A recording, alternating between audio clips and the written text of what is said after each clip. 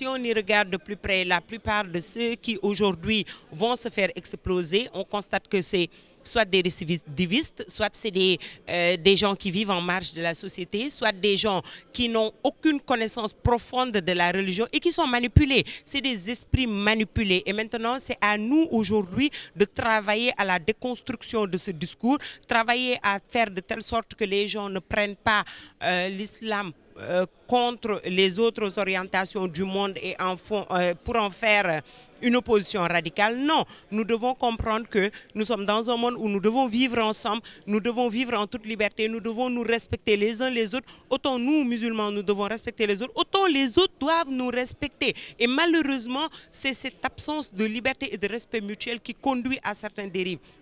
Maintenant, je suis d'avis et je continue à croire que quelqu'un qui connaît bien sa religion, qui connaît bien les textes religieux de manière profonde, ne va jamais se mettre une ceinture pour pouvoir se suicider parce que tout simplement, il saura que dans l'islam, moi que je connais et que je pratique avec des centaines de millions de gens et des milliards de personnes dans le monde, dans cet islam-là, on me dit que quand quelqu'un tue une seule personne, il est considéré comme quelqu'un qui aura tué toute l'humanité. Donc, fort de cela, je ne peux pas aujourd'hui comprendre que quelqu'un puisse le faire. Et je suis d'avis que c'est des gens qui sont en marge de la société, qui sont aujourd'hui en quête d'une identité qu'ils ont perdue, qui font ces choses. Donc, il faut beaucoup voir, travailler sur la psychologie de ces gens, essayer d'apporter une réponse honnête par rapport à ce qui se fait et ne pas en faire un fonds de commerce. Et malheureusement, aujourd'hui, la lutte contre le terrorisme est devenue un fonds de commerce que certains utilisent.